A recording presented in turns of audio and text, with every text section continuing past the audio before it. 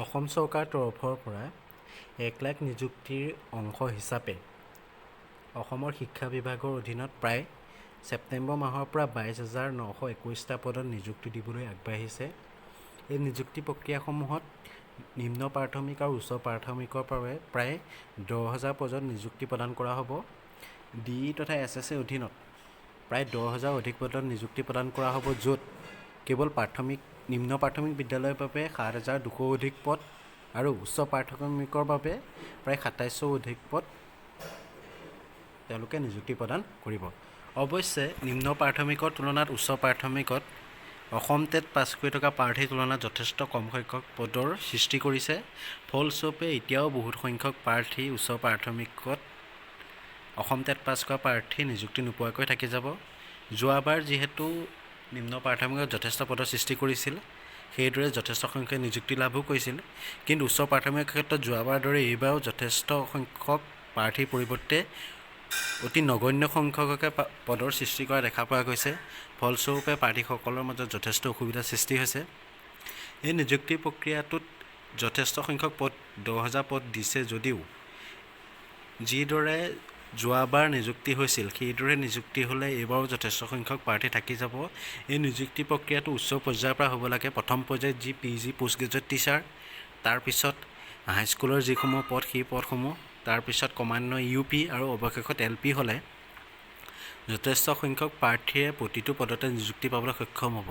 নতুবা তলৰ পৰ্যায়ত নিযুক্তি পোৱা LP UP হাইস্কুলত নাম অহা একেজন প্ৰাৰ্থীয়ে 3-4টা পোষ্ট ব্লক কৰিব আৰু ফলস্বৰূপে নিযুক্তি প্ৰদান কৰিব বুলি ক'ব 10,000, কিন্তু কাৰ্যত নিযুক্তি লাভ কৰিব কেৱল 6-7 হাজাৰ মানতহে। গতিকে চৰকাৰে উচ্চ পৰ্যায়ৰ পৰা নিযুক্তি প্ৰদান কৰিব লাগে।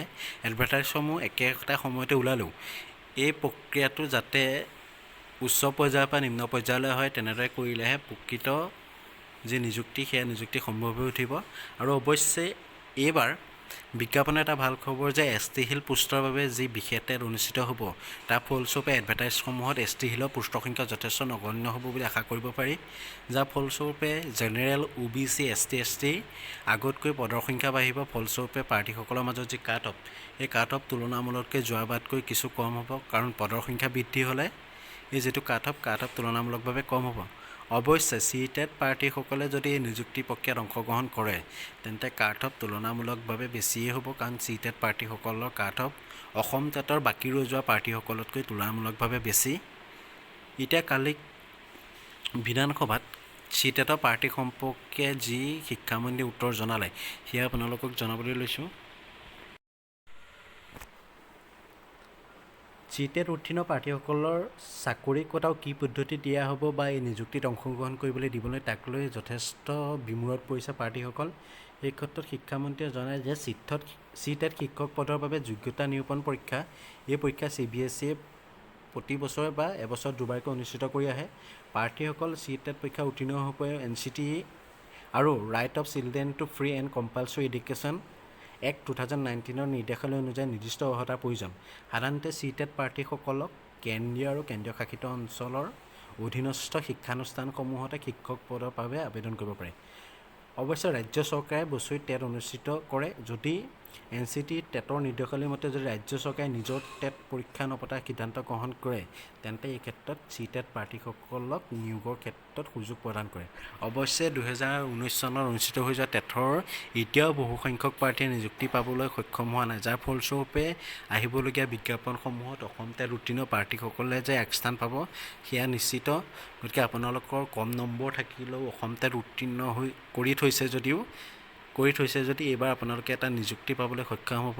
LP ক্ষেত্ৰত সাধাৰণতে যোৱাবাৰতকৈ এইবাৰ কাট অফ যথেষ্টখিনি কম হোৱাৰ সম্ভাৱনা আছে। জেনেৰেলৰ ক্ষেত্ৰত 190 ওচৰে পাজৰে, ST SCৰ ক্ষেত্ৰত 170-175 ওচৰে পাজৰে, OBC ক্ষেত্ৰতো তেনেদৰে। আনহাতে UP ক্ষেত্ৰত যোৱাবাৰে যিহেতু কাট অফ 270 ওচৰলৈ নামিছিল, গতিকে এইবাৰ কাট অফ 260-265, ST SCৰ ক্ষেত্ৰত 250-255 আদি হোৱাৰ সম্ভাৱনা আছে। যদি কিন্তু Ctet প্ৰাৰ্থীসকলে সুযোগ লাভ কৰে তেন্তে কাট অফ কিন্তু তুলনামূলকভাৱে বেছি হ'ব। গতিকে আপোনালোকে অসম টেট পাছ কৰি এটা চাকৰি পাবলৈ নিশ্চিতভাৱে সক্ষম হ'ব।